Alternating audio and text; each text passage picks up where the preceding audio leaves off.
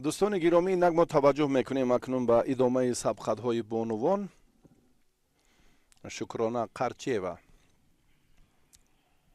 گل دختر ما با خلعت سفید است و نماینده اسرائیل مالکا با خلعت کبود. شکرانه اکنون اشتباهی که کرد یا حالتی که کمی باید خود رو هم از نقطه نظری کسبیت خوبتر نشان دهد. اینجا شیدا گرفت.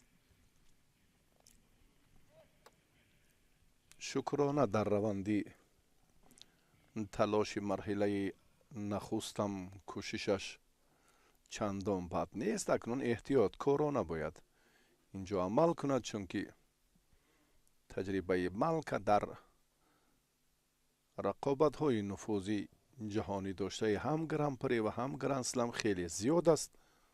در قیاس با ورزشگر بانوی ما این نقطه را باید خود شکرانه هم مربیانش خوبتر احساس کنند و مقابلی عمل ها و راستی هم اینجا خیلی شکرانه از اجرای آن اصول حالت هایی که خیلی هم راستی بسیار هم به طور کسبی بودند، خوب واقف بود. این لحظه ها را پشت سر کرد، یعنی نگذاشت که رقیب موفق گردد.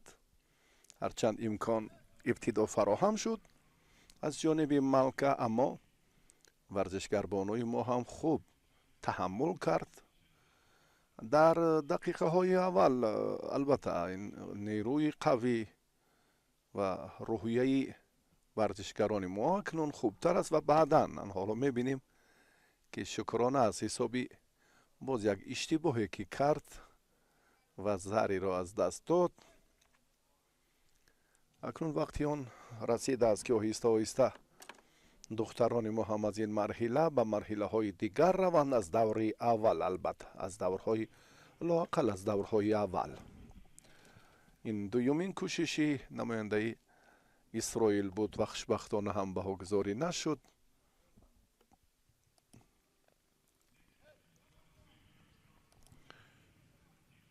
شکرانه حالا وقت هست، لیکن از قوه قوی جسمانی و از آن تجربه که بیشتر مشاهده میکنیم و آهسته آهسته باز کار مشکل تر می شود، به خاطر یعنی که تجربه خیلی افضلی میکند.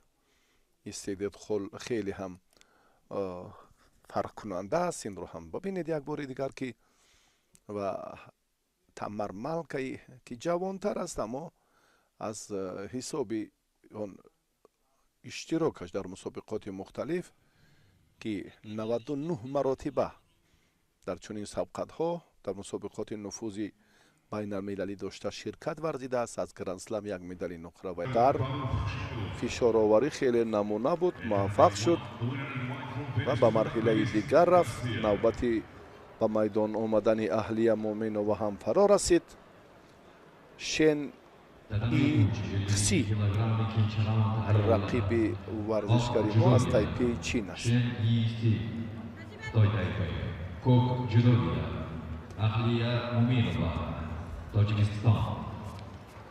اهلیه جوان است، 21 ساله، باری هشتم است که در عرصه جهانی باز هم قدم می نهد. حالا میبینیم که حرکت اهلیه در ادامه مبارزه چی نتیجه به بار می آورد. کمی فارغ بالی کرد و نهایتا هم کار را در این سمت برای خیش هم خوب انجام داده توانست، یعنی برطرف کرد اون وضعیتی رو که شن برایش به وجود آورده بود.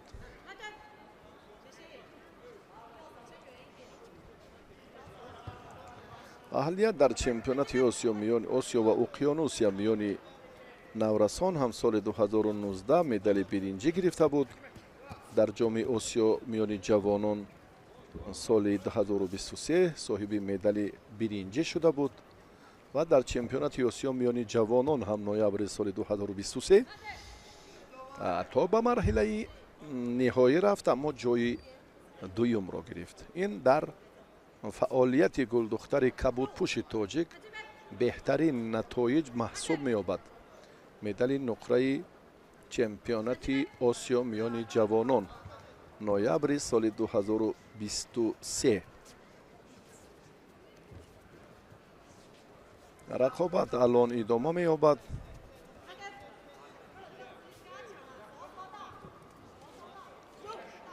به هر دو اکنون برای سست عمل کردنشان هم داور آگاهی داد.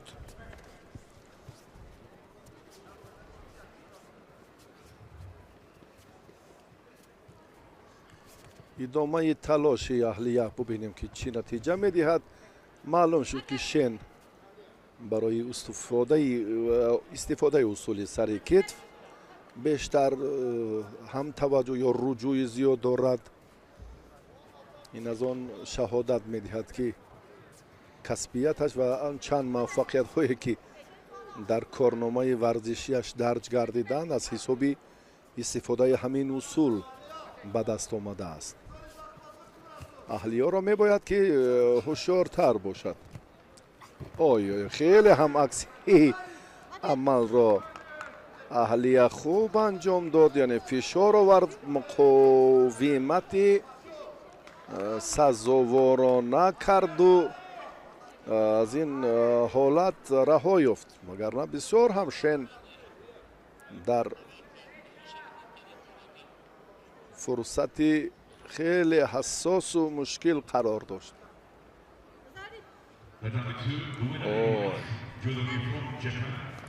خیلی هم حالتی را که صرف نظر کردم و بعدا خوشبختانه هم در کارنامه ورزشی گلدختر تاجیک یک موفقیت دیگر ضم گردید. اهلیه مومنه و تلاشش هم در جریان سبقتی که کوشش آخرش را دیدیم خوشبختانه هم کارش آمد کرد و بانوی کبودپوش تاجیکستانی حالا به پیش می رود. بسیار هم از بالا خوبتر داشت. اهلیه این در نگاه داشتی فاصله اندکی اشتباه کرد. در استفاده اصول هلوک بیرون این روند خیلی هم نتیجه بخش انجام می یابد اگر جا ورزشگر موقع خود را یا همون در نگاه داشتی فاصله کمی به سراساکی مگی راه ندهد. یعنی کمر اهلیه چندان در حالت مناسب نبود که وزن رقیب را، البته اینجا هم هنگام جفت نزدیکتر کشیدن باز هم توسط کمر بردارد و در مجموع حرکتش خوبتر بود. از جانب شین هم یک کوششی خیلی خطرناک اینجا صورت گرفت و خوشبختانه اهلیه دیدید بسیار هم خطر دارد. حالتی پیشینه و لحظه این فرصتی که ما هم توجه کردیم و بگذار که داور مورد نظر این لحظه را قرار ندهد، چون که در دقیقه آخرین و رقابت ادامه می‌یابد. خوشبختانه حالتی که خیلی هم برای ما خطر داشت، نه برای اهلیه. دقیقه آخرین داشتن سر آستین هم باز قاعده های الهیده خود را دارد. پنجه ها باید واردی سر آستین نباشند.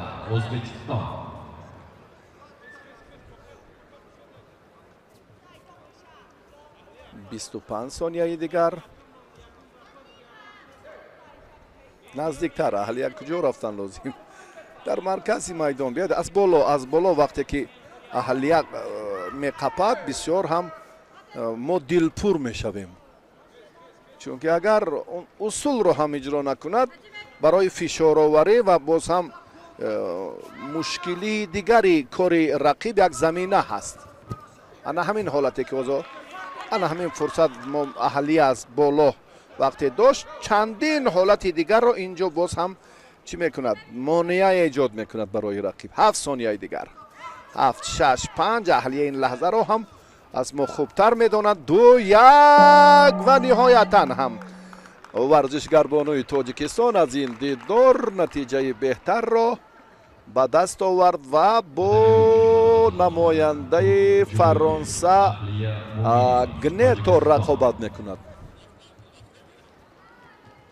در دور بعدی بیاید اهلیه چگونه این حالت رو با موفقیت انجام داد یک بار دیگر هم توجه میکنیم، اما اینجا هم بسیار وضعیت خطرناک بود. این وضعیه که اهلیه هنگام استفاده اصول رقیب عکسی عمل رو اجرا کرد و نتیجه رو مال خود کرد. Tatami 52 kilogram 3-chi raund ayollar. Oq judogida Astrid Netko, Fransiya. Ko'k judogi Ahliya Mo'minova, Tojikiston.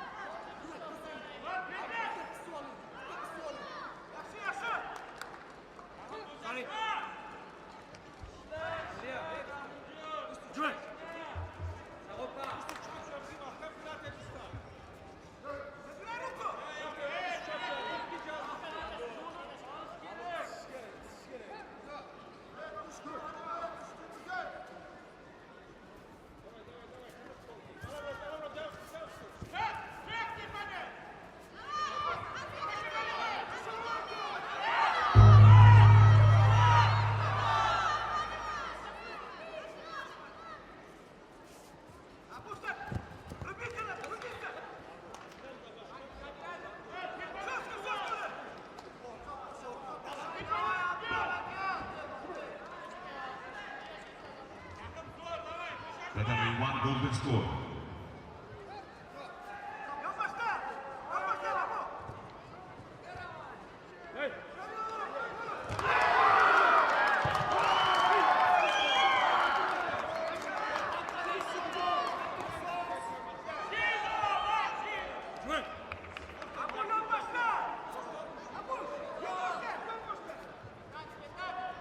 Tatami 1 winner in white, judogi from Tajikistan, Burali Emomali.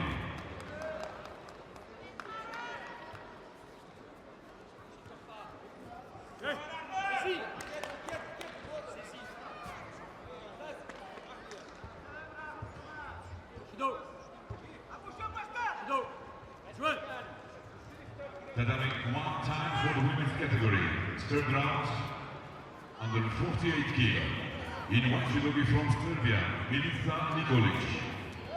In blue, representing Sweden, Tara Baumfat.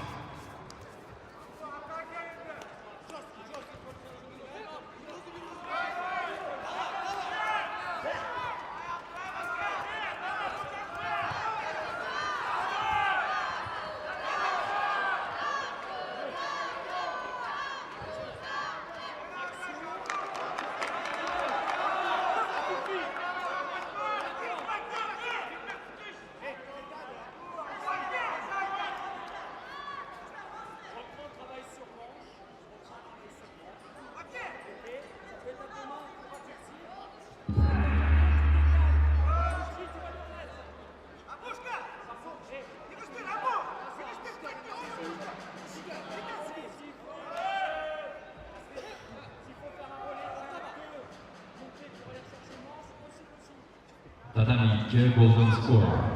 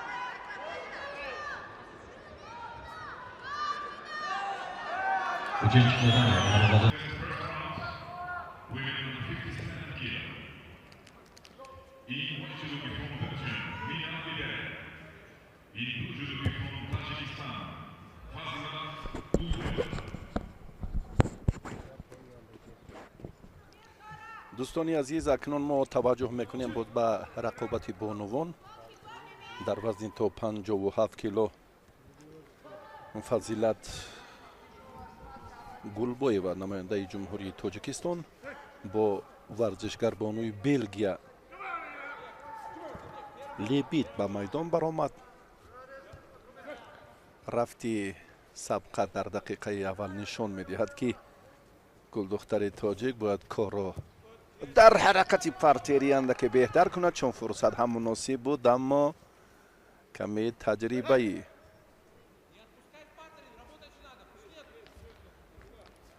فضیلت بانو کمی کرد در این لحظه که راستی بسیار هم حالت خوب بود برای نگاه داشتن رقیبش در حالت تخت پشت. فضیلت این فرصت را، این کار را، این حالت را هم متاسفانه صرف نظر کرد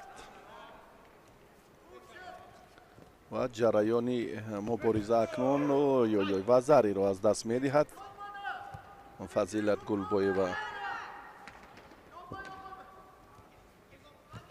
نماینده بلگیا بسیار هم از یک حالت مناسب، از یک حرکتی کردهش هم نتیجه بهتر را به دست آورد، خصوصا در ثانیه های آخری دقیقه اول.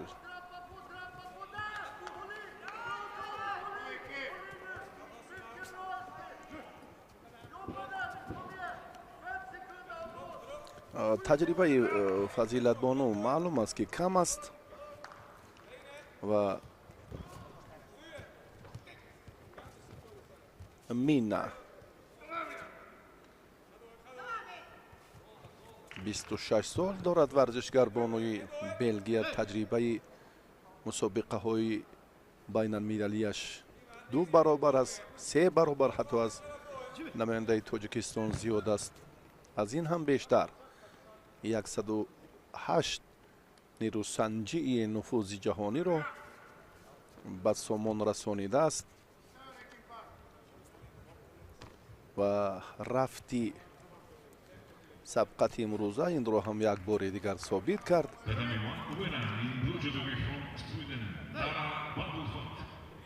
در اول کار را خیلی خوب شروع کرد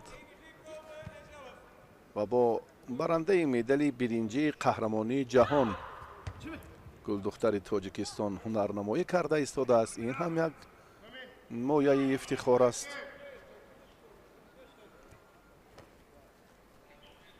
سه مدال برنجی مسابقه های گرند سلم را دارد. ورزشگری بلژیایی سفید پوشه که حالا با فضیلت بانو رقابت نموده ایستاده است. از حساب تجربه مسابقات زیاد و استعدادش در رفت این سبقت به کلی فرق میکند. اگر ما باز هم صحافات دیگر را یک باری دیگر مورد قیاس قرار دهیم، فضیلت بانو از آن قدم های نخستینی که بر عرصه بین المللی می نهد راستی چندان بد هنرنمایی نکرده ایستاده است. مخصوصا در دقیقه اول فضیلت یک امکانیت خیلی مناسب داشت برای استفاده همان حرکت کار در زمین.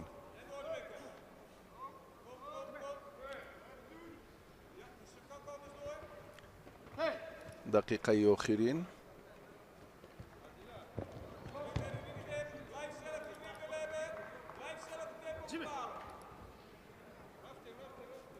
در این مسابقات البته ورزشگران ما امروز با امکانیت و شرایط هایی که فراهمند یک هیئت مکمل هم سفر برگردیده است. این هم خوب است. ما امیدواری های بیشتر داریم از مسابقات امروزه که در وزن های 48 52 57 بانوان، مردان در وزن های 60 و 66 کیلو نیروسنجی خواهند کرد. تو آزمایش های روز دوم پهلوانانی وزنشان 63 تا 70 میانی بانوان، 73 و 81 کیلو میانی مردان را به میدان خواهد برآورد. فضیلت راستی کارش اومد نکرد. بله، وقت هم انجام یافت. مهرزاد صوفیوف، حقداد گلوف، امام علی نورعلی، محمد شریف نجم‌الدینov، سیف‌الدین زاده، سنت الله موسویوف، کامران شاهی استاپریان، اکمل مرادوف، جهانگیر مجیدوف، شکر محمد میر محمدوف تاجیکستان را امروز معرفی میکنند. اهلیه قرچی، شکرانه قرچی و اهلیه مومینوف، فضیلت گلبایوف که حالا باخت اینجا و مولوده آدینه و بانوان ما هم امروز در شهر تاشکند قرار دارند. این حالتی همان از دست دادن امتیازی وزری بود که